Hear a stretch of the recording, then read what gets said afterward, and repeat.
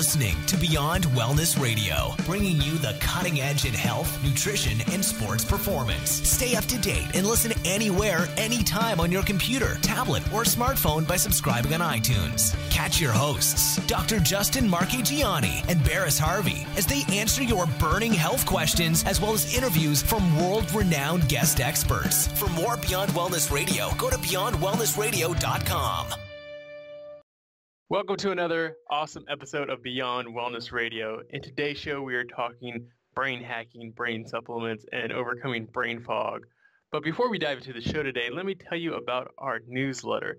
Make sure you go to beyondwellnessradio.com and hop on the newsletter. By going onto the newsletter, you'll be the first to see all of our updates on our podcast and any other awesome information that we have for you. Also, I want to make sure that you guys go to justinhealth.com, which is Dr. Justin's site, where he has all of his content and information for you. And he also has a video series on thyroid health that you guys should definitely dive into. It's loaded with information and helpful tactics that you can start implementing today. So make sure you go to justinhealth.com and sign up for the newsletter. Also, go to reallyhealthynow.com and you can sign up to that newsletter as well, and you can be ready to receive the first copy of my book as soon as that's done. So that's what's up for today. So Dr. Justin, how's it going? Barris, it's going great today. Had a nice little morning here. Just running a current across my wrist here to help stimulate some collagen repair. Just hit a little bit of PQQ, which is a compound to help upregulate mitochondrial function and actually repair mitochondrial neurons. So I'm doing that to make sure I'm in the zone today. And breakfast today was just 4 eggs, sunny side up, and then a little bit of protein powder afterwards with some butter and MCT in my coffee. How about you? Oh, yeah, awesome. Well, I drove down from the Bay Area this morning, so I actually had some trail mix. Had some organic beef jerky and had some cashews, almonds, and a little bit of cranberries. So that was my snack for this morning. I'm glad to hear you had no oatmeal in your trail mix. No oats, none of that, no. Good. That would definitely be a failure. Yeah, right, exactly. So you mentioned the PQQ that you're taking. And in today's show, we're going to talk about kind of like this brain hacking. This is kind of like a big thing. But even for people that aren't necessarily trying to hack and optimize like brain function, there's a lot of people today that have just like brain fog or overall issues. Let's help all these listeners out and try to find a way to remove some of those things that are blocking their brain from doing what it should be able to do, and get people able to focus, able to sustain a long day, able to fully utilize, I believe, which is our superpowers as humans, is our brain power.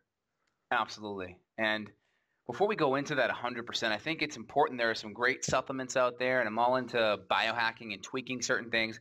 But I just want to say, if you don't have the foundations right, you're just going to be pissing your money away on a lot of expensive stuff.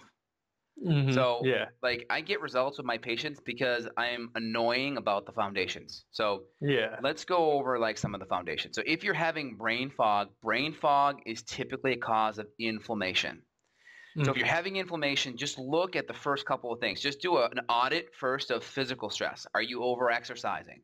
Are you not getting enough exercise? Personally, my biggest thing on exercise is the fact that it helps with brain stimulation. It helps with increasing a protein known as brain-derived neurotrophic factor, which helps increase synaptical activity, which means it helps connect brain neurons together, right? Yeah. If brain neurons communicate faster and better, you are going to be able to have better brain power. You're going to be able to myelinate better. You're going to be able to create better habits faster. You're going to be able to perform better, have better stamina, better focus, be in the zone longer and easier. So again, I look at things like exercise as more like stimulating brain as well as hormones. Okay, that's like one foundation. Don't exercise too much because chronic cortisol from over-exercising will eat away parts of your brain. Dr. Robert Sapolsky over at Stanford, he wrote the book Why Zebras Don't Get Ulcers. He's kind of a stress doctor. He looks at the stress response from one species to another. And what he's found is that excessive levels of cortisol literally will eat away at the hippocampus. And the hippocampus is area in the brain, the bottom part of the brain, that helps control memory and learning. So Again, let's get cortisol modulated so we're not eating away our hippocampus. So on the physical stress side of things, don't over-exercise. Choose smart exercise. So smart exercise could be anything depending on where you're at, right? If you're obese and you're not doing much, just get out walking a little bit. Get out, do some isometric movements where you're doing an isometric lunge or an isometric squat with really good form. If you're already to there, some resistance training will be good using functional movements, right? Squatting, pulling, pushing, bending, things like that are going to be great. And then if you're there as well, you can also add in some high intensity interval training using whatever modality you want, whether it's rowing or biking or running or sprinting. You don't have to make exercise that complicated. Now, if you're training for sport-specific things because you're an athlete or you're competing, well, obviously you have to do the movement pattern that you're going to be competing in, or choosing movements that are going to translate to performance on the field. So we're not getting into sport-specific stuff. We're just getting into how can you make your muscles and your body perform well physically, but also how can you do it so you can choose movements that will mentally allow you to perform well and make more BDNF. Definitely. So I think that's a great portion because like you said before, we have to understand that our bodies were designed to move, and not only is movement just going to help us, burn fat or build muscle, but there's also some brain activity that's going on. It's the communications with the neurons between your muscles. And just like you mentioned earlier, you have a stimulation thing currently running through your wrist, and it's using electricity and stimulating your muscles. And we have to understand, like, those are brain chemicals that kind of manipulate our muscles, and having that awareness is really good way to stimulate our body. And also not to overdo it though, and not to stress your body out. Exactly. Because it's easy to do that as well. Exactly. Like, for instance, I'm stimulating production or increased blood flow, which will hopefully translate to additional collagen being lying down and to help build up cartilage. But I'm also sleeping really well. I'm also eating very anti-inflammatory. I'm eating high anti-inflammatory fats. I'm also taking extra collagen support, so I have the building blocks, right? A lot of biohacking devices, they stimulate, but the problem is if you don't have the building blocks, then it's like whipping a tired horse. So if you combine the two, it's almost like magical. Yeah, definitely. You just mentioned too, you're eating a really good diet, and diet plays a big role. And there's a lot of foods that can be beneficial. One food in particular, when it comes to like fats, is something that you often put into your coffee every day, or even might cook with, and that's caprylic acid from like coconut oil, right? Yeah. So could you tell us about how like MCTs can be beneficial to our brain? Okay, so MCTs, they're medium chain triglycerides. You're going to get some MCTs in coconut oil. The problem is MCTs typically consist of capric and caprylic acid, 8, 10, and 12 carbons in length. So those are kind of your medium chain triglycerides. The problem is most of your MCTs are going to be the 12 carbons. So taking in supplemental MCT that's 8 and 10 carbons primarily, or you're going to primarily get 8 and 10 carbons in MCT. So people say, oh, well, you get enough MCT in coconut oil. In my opinion, that's nonsense because you're not getting the beneficial ones, the 8 and 10 carbon ones. So using MCT is going to be awesome. Using it in your coffee is great. So there's a researcher out of Harvard, Dr. Veach, and he's done a lot of research on ketogenic diets. And basically, ketogenic diets is your body using various ketones, whether it's acetic acid, acetone, or hydroxybutyrate, things like that. Your brain can actually run on them. He's done research to show up to 80% of your brain can run on them. So there's a couple ways to think about it, right? Some people may benefit cutting their carbs super low. That's one theory. That's one approach that may work. Some people may do a cyclical ketogenic where they go low carb, 20, 30, 40 grams of carbohydrate. And that's a little debatable because Ben Greenfield's done some research showing that he's been able to keep his carbs at 200 and still been in ketosis. So it really depends upon your activity level. So we have the dietary aspect, but we can also just put something like MCT, which will easily shunt downstream into ketones. So we can still have the benefits of ketones even if we're not going super, super, super low carb. Yeah. Definitely. So that's one aspect. And he's found that the brain can run very efficiently off these MCTs, and some areas of the brain absolutely love it. So you kind of get the same kind of physiology that you would get with fasting. So a lot of research has shown that your brain does better, fasting sometimes. That's kind of where the whole school of thought of intermittent fasting or low-calorie dieting has shown beneficial effects. In my opinion, you can derive and tap into some of these benefits by using MCT in your coffee to get some of these benefits that, so you don't have to starve yourself, so you actually feel full and satiated and not tired and not downregulate your thyroid, because low-calorie diets will mess up your thyroid. Just go to PubMed and type in low-calorie diets and hypothyroidism, and you'll see a whole bunch of studies on that. So that kind of gives you just a bird's eye view off the top there. Okay, cool. So we're not going to go be glucose. We're not going to be glucose deficient, are we? Well, your brain needs about 20 grams of glucose a day to function. So if you're getting enough fat in your body and you're keto adapted, meaning your body's used to running off of ketones, you're not going to have a problem. Although I do recommend, if you're doing more glycolytic exercise, you're probably going to feel better getting a little bit of sweet potato in your diet, a little bit of safe starch in your diet if you're doing a CrossFit style of movement.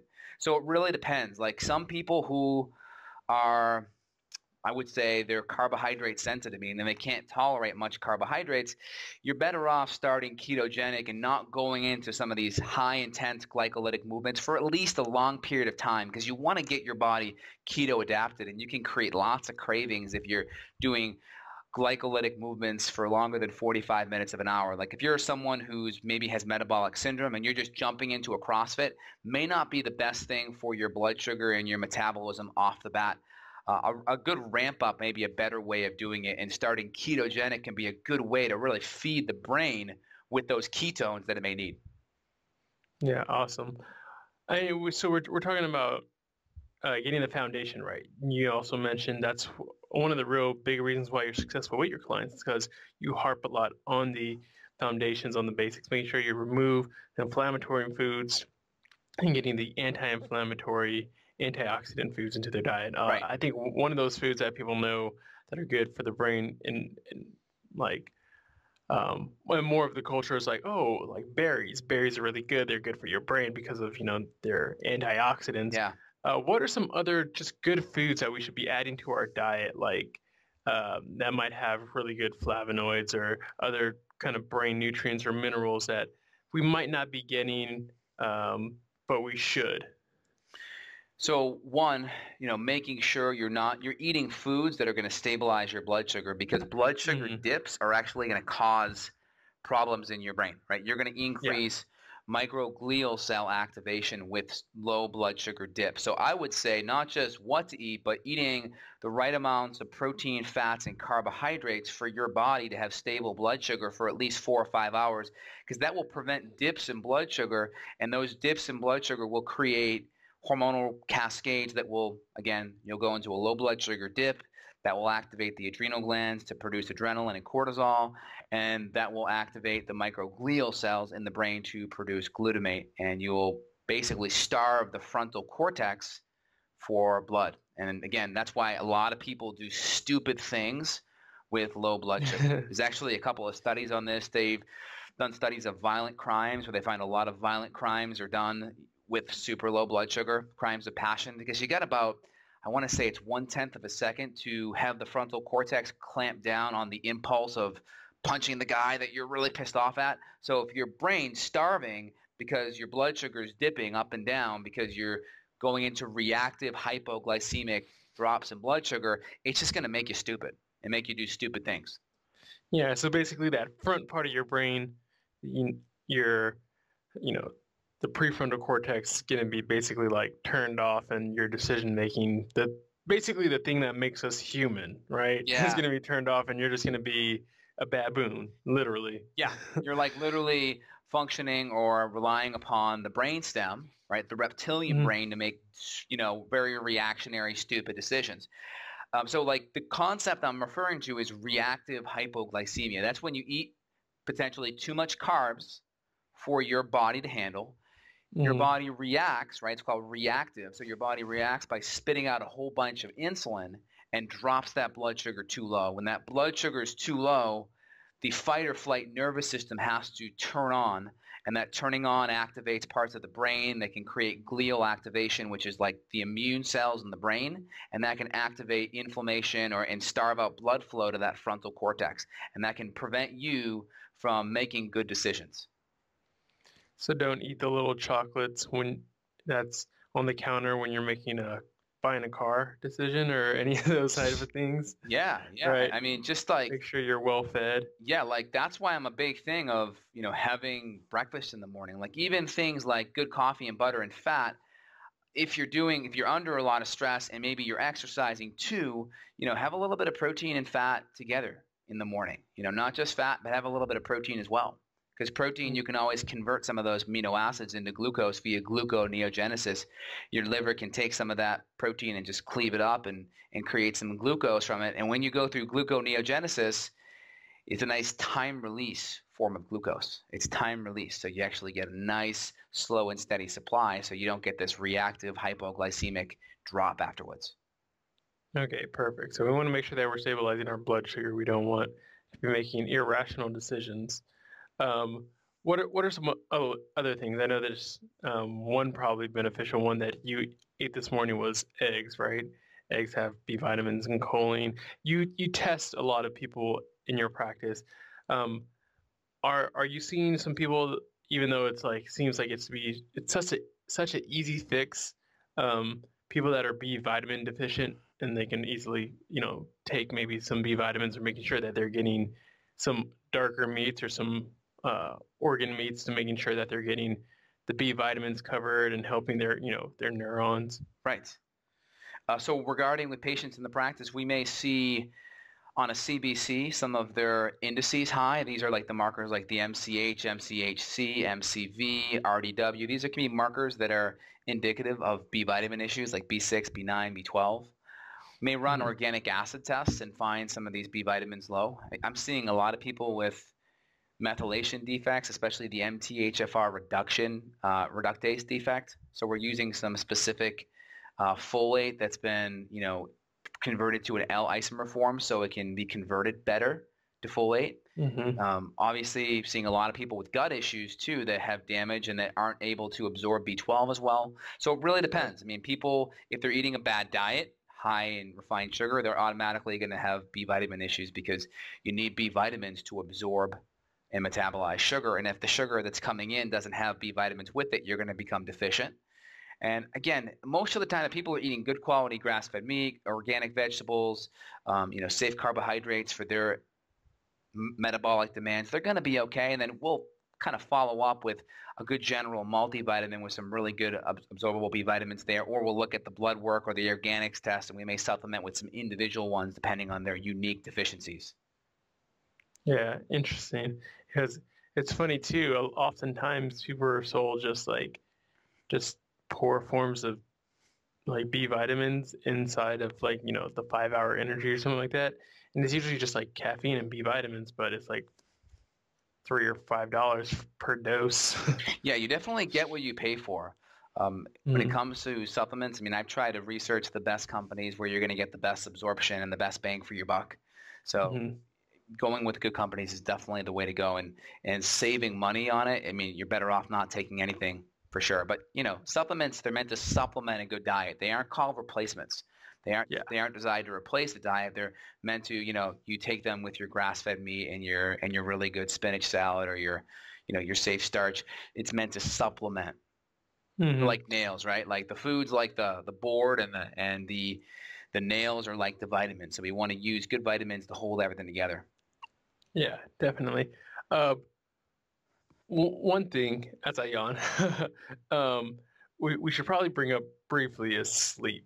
And we've done a whole episode on sleep before. So people, make sure if you guys haven't heard, go back into our archives and make sure that or just even go to YouTube and search Sleep Beyond Wellness Radio.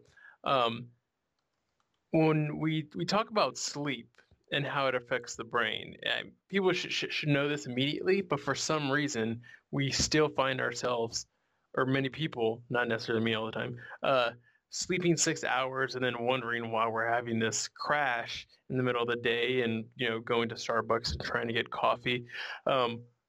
briefly, just to talk about again how important sleep is, but also how it affects your mental focus. So sleep is vitally important. I got an email from Ben Greenfield this week, and he posted a really cool blog via WellnessFX, and he also put a really cool infographic on board too. And some really good quotes in this article, and we'll put it in the show notes, from athletes regarding their sleep time. So for instance, I got a couple of quotes here. Let me pull it up. So Usain Bolt, right, fastest guy in the world, says, "Sleep is extremely important to me. I need to rest and recover in order for the training I do to be absorbed by my body." That's one person right there. Roger Federer gets on record 11 to 12 hours of sleep a night. LeBron James, 12 hours of sleep a night. Again, there are studies that show after 4 days of restricted sleep, athletes' maximum bench press drops 20 pounds. Studies have shown split-second decision-making ability reduced by about 5%. And again, tennis players with adequate sleep get about 42% boost in their accuracy of their shot. So again, sleep is very, very important. Yeah, check this out. I've mentioned to you before, my football team, we work out at like 6 a.m.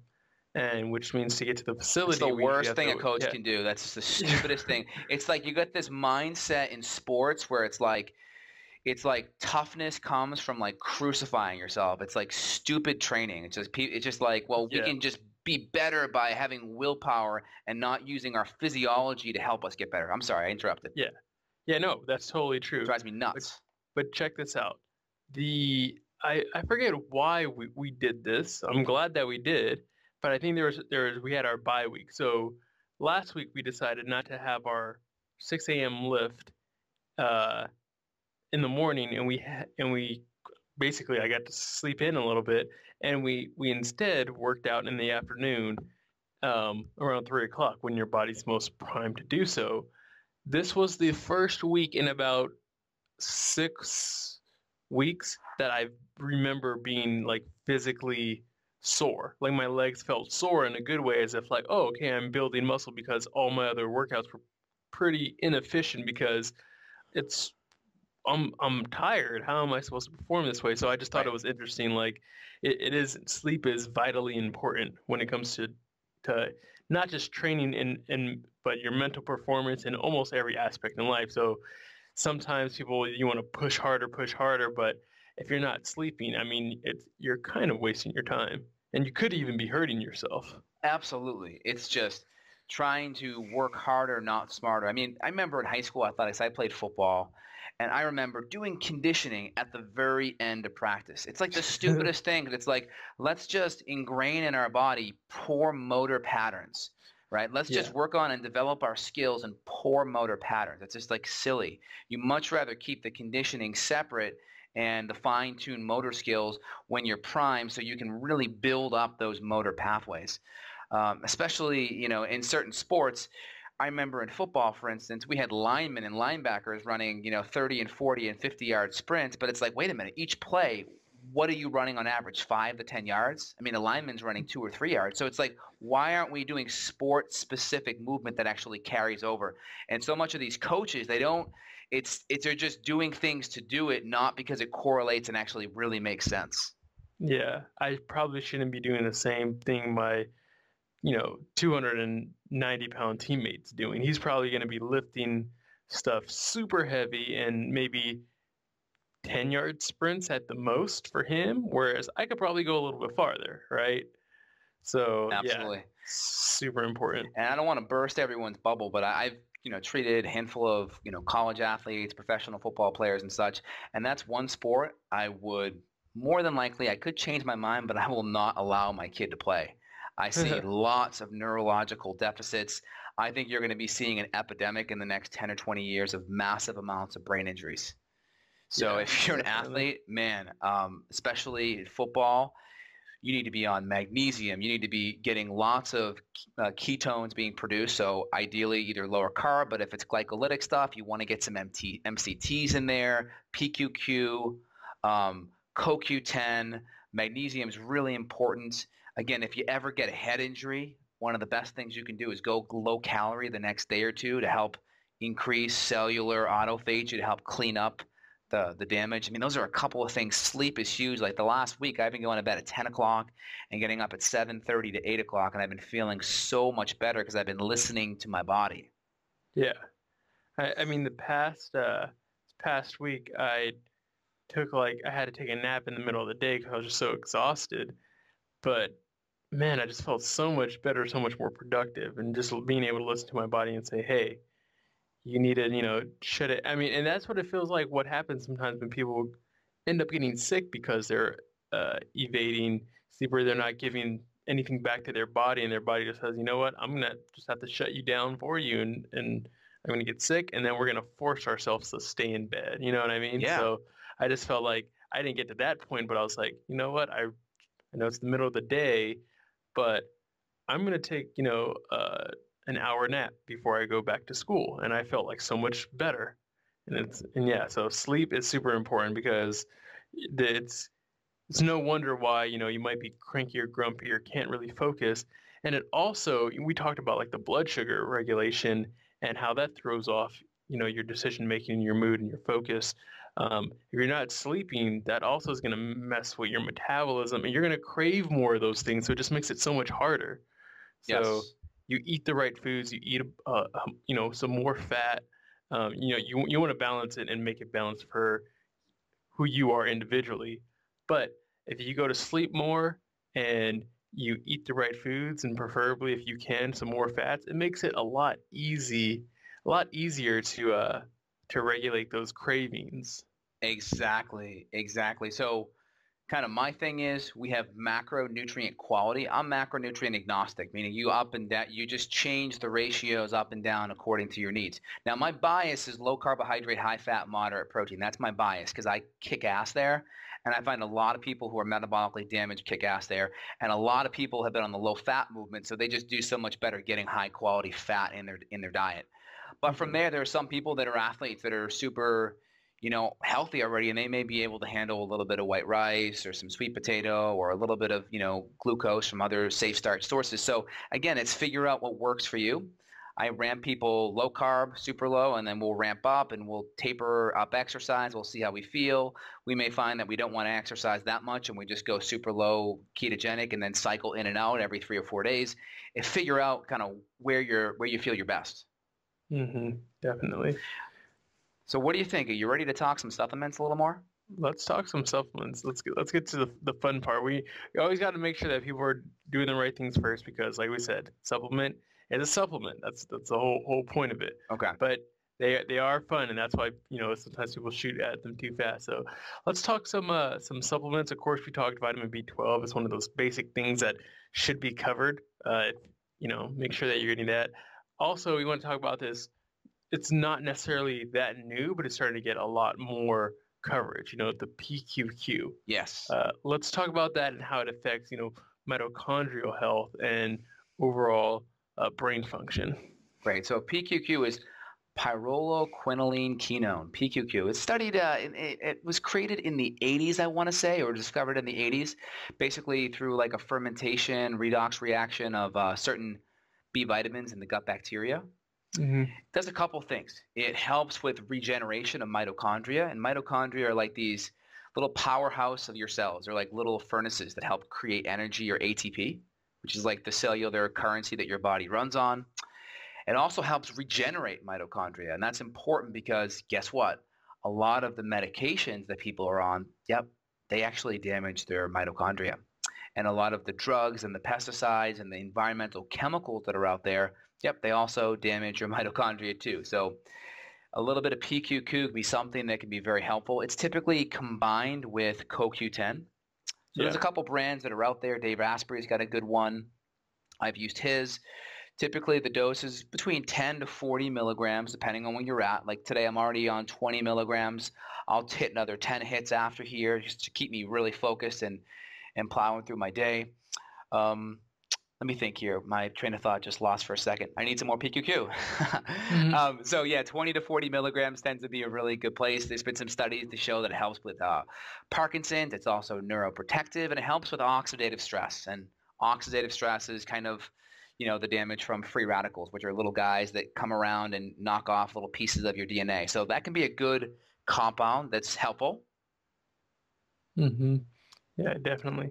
Talk a little bit about the CoQ10 and why that's linked up with it, or even why that can be beneficial itself. Yeah, so CoQ10 is a fuel used by the mitochondria as well. It's basically kind of the coal in the mitochondrial furnace, if you will. Very helpful. A lot of people, especially people that are on statins, for instance, they're going to have problems with production of CoQ10 because the mevalonate pathway is blocked by the HMG-CoA reductase enzyme of the statin. So just basically where the statin blocks the production of cholesterol, downstream a couple of steps, you're going to see CoQ10 produced. So if you're on a statin, definitely a no-no for your brain. CoQ10's, again, it's a cellular currency. So if you're eating good grass-fed meats, you're having a little bit of glandular meat, you're going to do really, really well in that department. If you're getting over 50 years old or you're on a statin, you need to supplement with some CoQ10. That's going to be very helpful. Okay, definitely. Another kind of basic one that people might not forget, or something that people should probably be taking anyways, let's talk about some omega-3 or like a DHA supplement. Yeah, so omega-3, you have two kinds of, there's three fats. There's alpha-linolenic acid, which is like a parent amino, which is a parent omega-3, comes from like flax. Not a big fan of it because only about 10 or 20% of it gets converted into your 20 carbon and 22 carbon DHA and EPA. So not a big fan. If you're insulin resistant or you have inflammation, you won't be able to make any conversion. So getting some quality EPA is going to be great to tune down inflammation.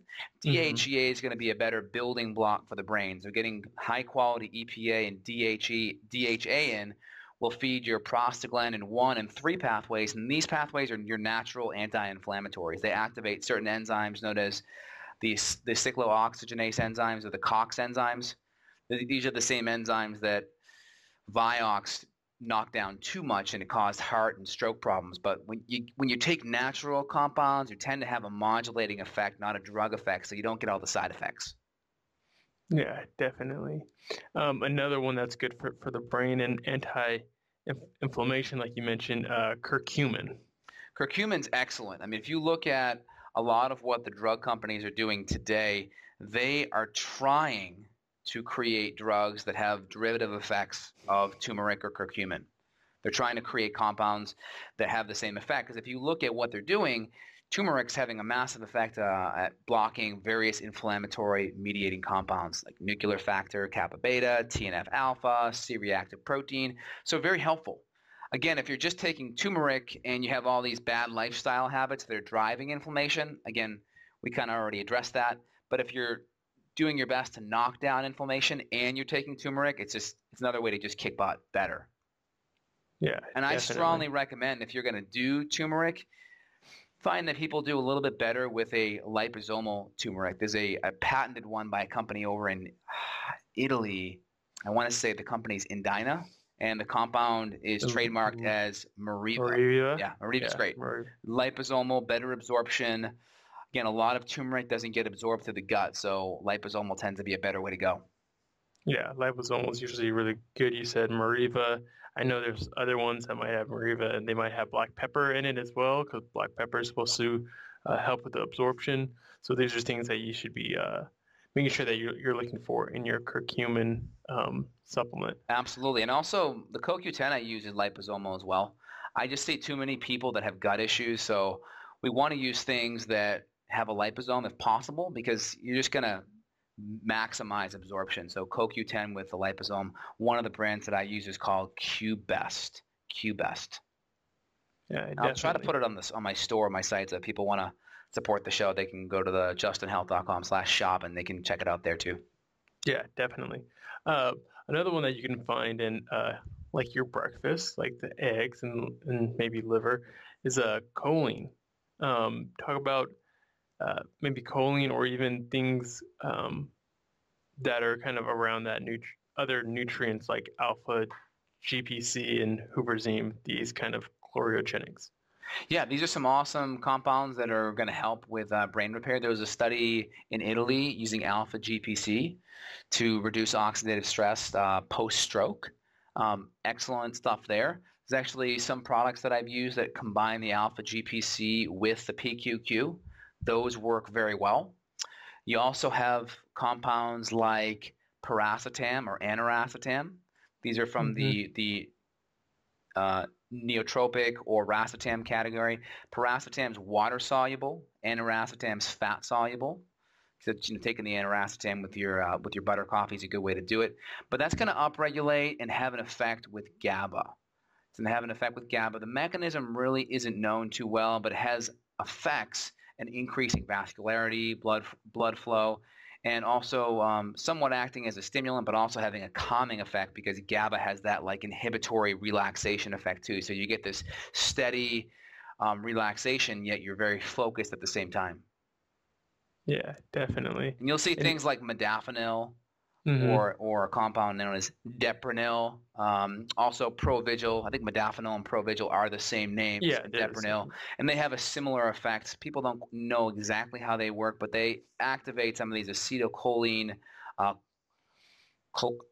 cholinergic ACH receptors that, again, affect the memory. So these are good things to try. I always recommend using more of the nutrients before you go to some of these things because you may find just using things like fish oil and turmeric, and also one that everyone should have in their diet is magnesium because our diets are so deficient in magnesium. Just go to PubMed and type in incidence of magnesium deficiency and you'll see like almost a 50% reduction in the last 50 or 60 years in our food. So getting a magnesium dimalate or a magnesium glycinate, or if you have some brain issues, you can use magnesium threonate and do a topical and have it go right to the brain and have a dampening anti-inflammatory effect.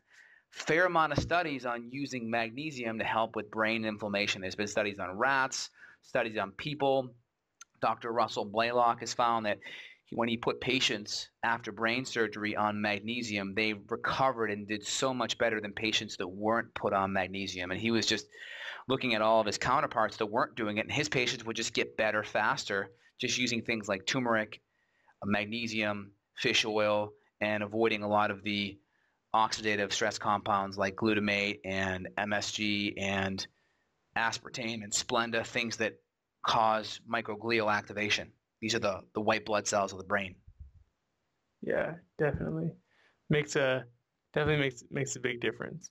Now, you mentioned the racetams, and Yeah. these are kind of like in this like weird category of like not really 100% sure if they're supplements or if they're pharmaceutical. They're kind of in between, and always, of course, people will be smart out there when it comes to these pharmaceuticals. But had you gotten a chance to use some of the racetams and just tell me like your experience about it? I've done well with the piracetam. I pretty much top out at about 800 milligrams. I do well with that in my coffee. Well, not in my coffee, but I'll take it with my coffee. Yeah. I like the PQQ. 20 to 40 milligrams tends to do awesome. Also a big fan of adrenal glandulars. Taking adrenal glandulars that have adrenal support tend to be helpful. I'm a big fan of adaptogenic herbs. Yes. And these are a family of herbs that can help modulate their stress response up or down. So if you're feeling low and you need that extra kick, it'll help bring you up.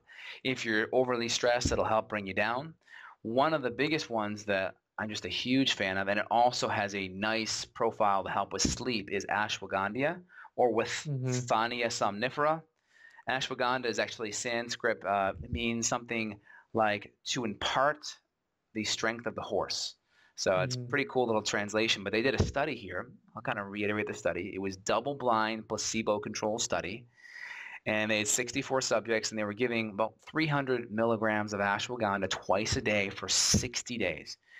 So they started off the study giving people these general health questionnaire 28. It's basically a questionnaire that's been kind of certified and assessed, and it looks at anxiety, it looks at insomnia, it looks at social dysfunction, depression, and then it also had an anxiety stress scale, or the DASS, along with it.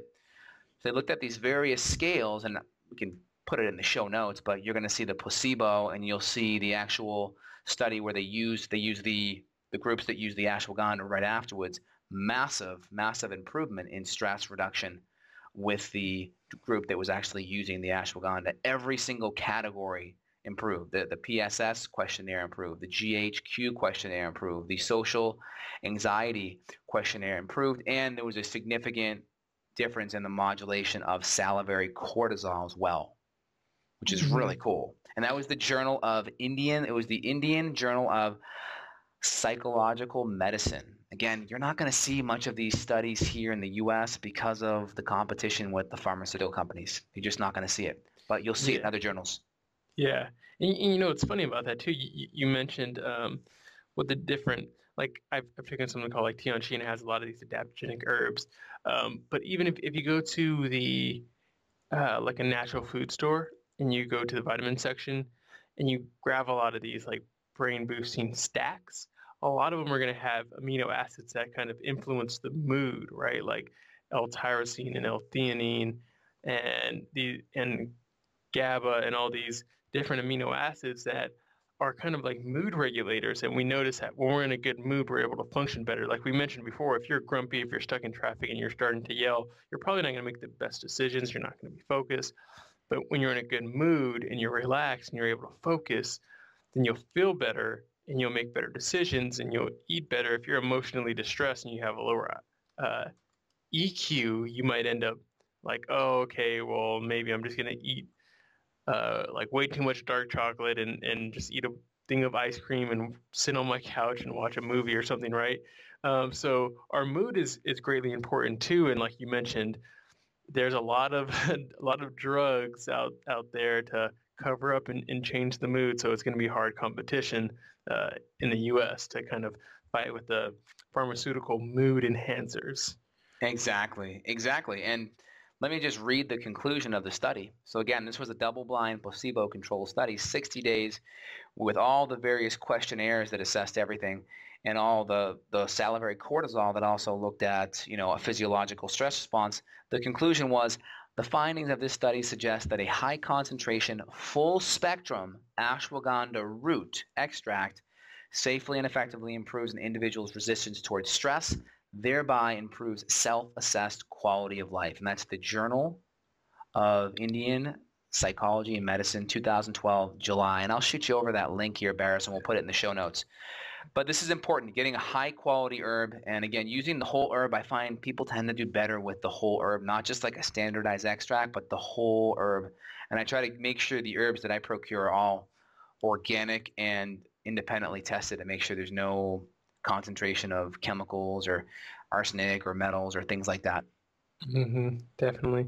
Now, one thing that we didn't mention yet, which is probably one that I think a lot of people use, is caffeine. So talk about caffeine real quick. Yeah, so caffeine can be an awesome source, an awesome boost because it's going to help. One, it's going to increase free fatty acid oxidation, so your body's going to mobilize more free fatty acid and hopefully start to burn them for fuel. Hence, if we're doing a little bit of caffeine in our coffee, right? Caffeine also has various alkaloids that are antioxidant. If you're choosing good quality, clean coffee, that's better, without the pesticides and chemicals. If we add in the butter is going to make the caffeine kind of more time released. Time release is good, so we don't get a massive bolus of caffeine, which is going to shoot up our blood sugar. So we get more of a magic carpet caffeine ride, if you will. And then we add in the MCT, which is going to increase more free fatty acid precursors into our bloodstream. It's like we got it made. We're set because we're stimulating more fat burning. We're time releasing the caffeine, so we're not getting a punctuated stress response, more of a time release. And then we have the MCT, which drives that precursor for ketones. So our brain's got this steady source of fuel for 3 to 6 hours. It's great. Yeah, and I hear that that the paracetam. I've only used paracetam before.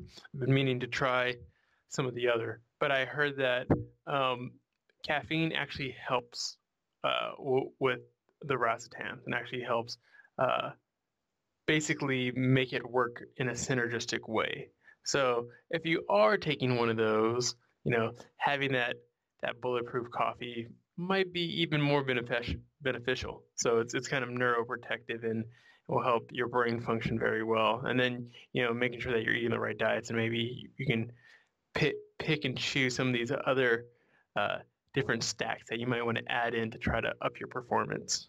Yeah, and again, like you got some studies here, like the Cochrane Collaborative. That's like a big like review collaborative that looks at studies and looks at meta-analysis. They found that piracetam, there was no evidence to support it, but I mean, there are other studies out there that show positive effects with post-stroke. There are studies out there that show positive effects, following heart and brain surgery, positive effects with epilepsy and aphasia, and there's also positive effects with learning disability people. So again, like, why is the Cochrane Collaborative seeing a bad result? I mean, you got some studies, not all studies are created the same way. So I think if you looked at some of the studies that were producing positive effects, you're probably going to see something different in the dosaging that isn't there with the studies that were having negative effects. And you see that a lot with herbs and nutrients, where they're just using either bad quality nutrients or herbs, or they aren't using a therapeutic dose to get the right response.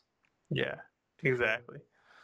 Yeah, definitely. Anything else that you wanted to add in? So with piracetam, I kind of tapped out at 800 milligrams, figure out kind of where you're at.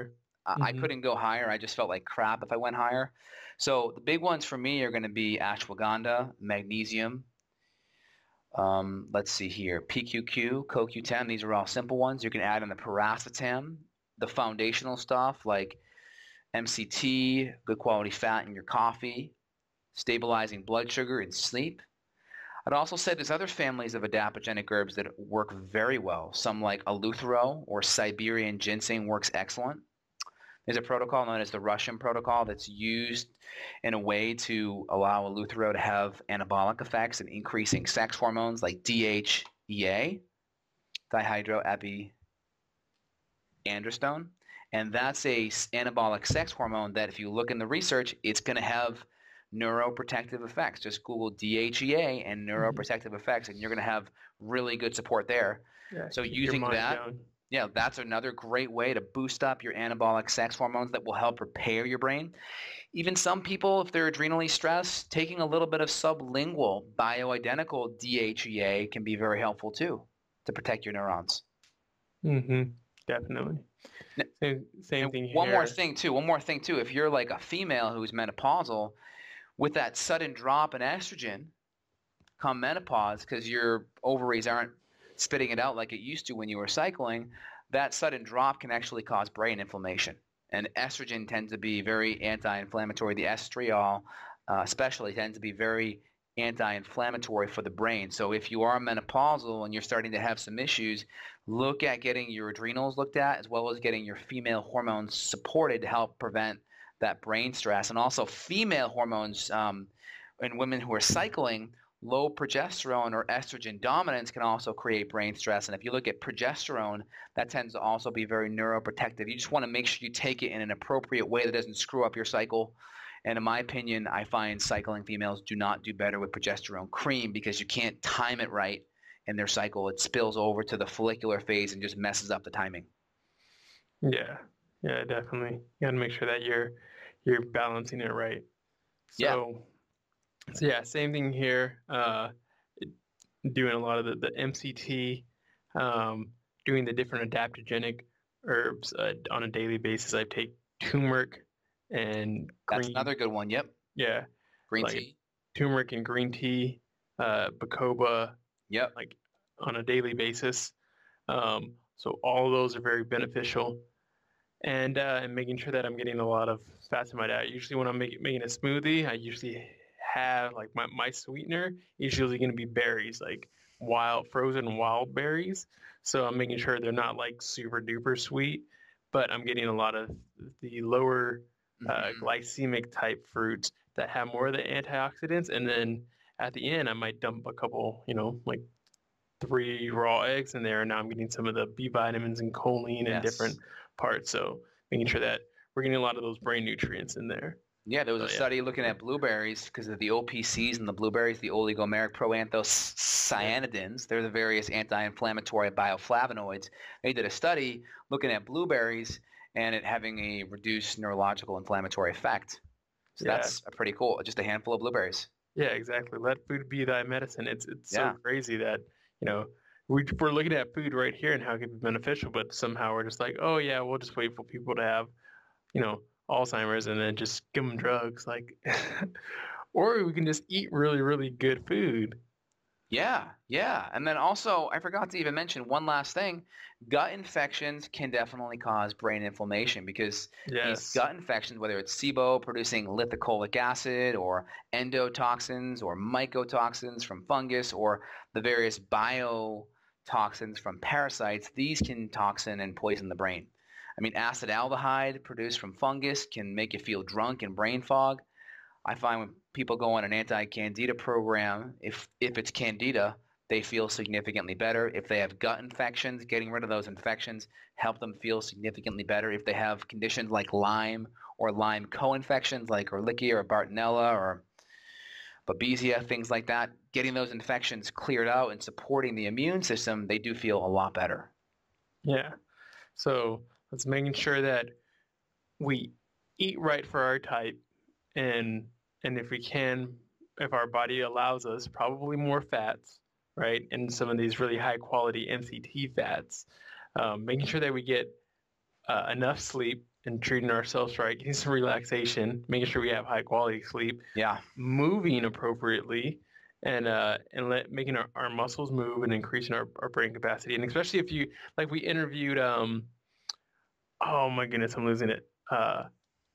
The guy from, see, now I'm gonna feel bad. Now I haven't eaten all of these beneficial foods yet this morning, so my brain's not super on point. Um, but I'll remember it eventually. But he talked about, Is this the guy that does the all-day energy diet? no, Not Yuri? Okay. not Yuri, but do what you love for exercise, right? Yeah. So if you can, you know, if you want to play like some pickup basketball or Are you tennis, thinking of Mark Sisson? not Mark Sisson. Okay. We interviewed him. Well, we didn't interview Mark Sisson too, but Oh, I think you're thinking of Kevin Geary from Kevin Geary. There you go. Rebooted Body. Yeah. Rebooted Body. I was thinking of Exactly. Fit Life. I'm like, that's not Yes. right. Yeah. Kevin Geary. Yep. Yeah, I had the K in my head, but just not. Yeah, Kevin Geary, when he talked about do what you love, you know, Exactly. hiking, doing all these things, you're gonna, especially if you can have like, you know, some kind of sport, you're gonna be involving your brain more, right? So these are fun ways that you can do things. Go swimming, move your body, your brain's gonna get activated, and plus you're gonna get put in a good mood. So when you're in a better mood, you're more motivated to do what you need to do.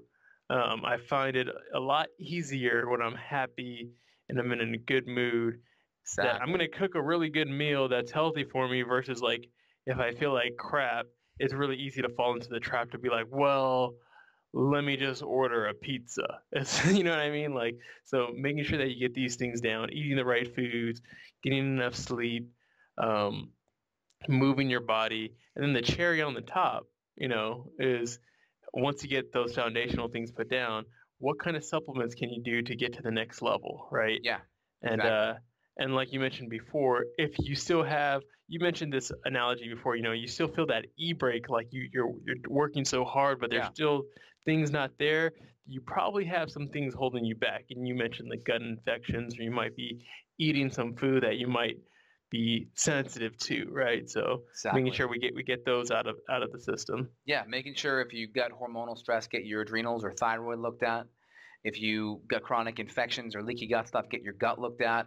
Again, if your thyroid's not working well, you need thyroid hormone to activate basically cellular metabolism in almost all cells. So if you got low thyroid hormone, you want to get that fixed because it's taking PQQ or even CoQ10 is not going to be the answer. It'll be a band-aid, but it won't be the real true answer. So we have like things in the functional medicine hierarchy that should be in alignment before we do other things. But it's just a good starting point.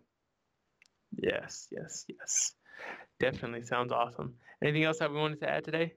I would say everyone or anyone listening that wants to start this out is just get their diet and their blood sugar and their sleep going first.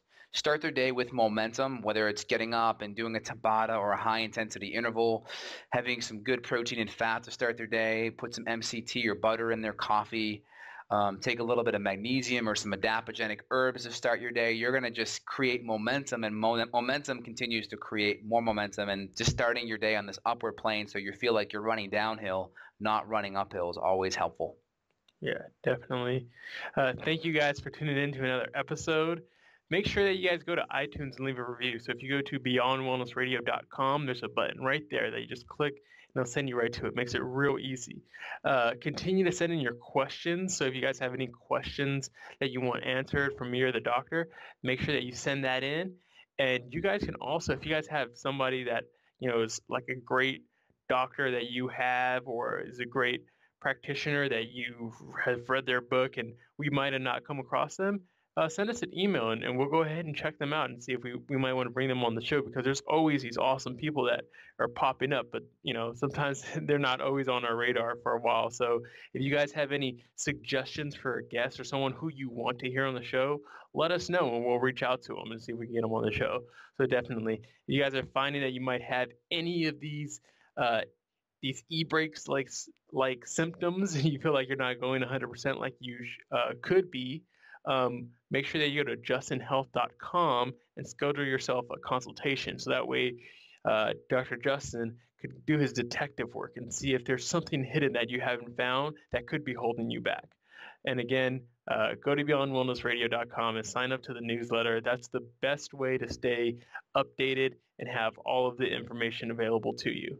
So thank you guys again. Go ahead. Thanks so much, Barris, and everyone listening. Sharing is caring, so keep sharing the show with all your friends and family that could benefit. Yep. Thank you. Thanks. Have a good one. Got a question for Dr. J? Go to beyondwellnessradio.com/question. Then tune in to hear the answer. Also, if you like the show, review us on iTunes. For more Beyond Wellness Radio, go to beyondwellnessradio.com.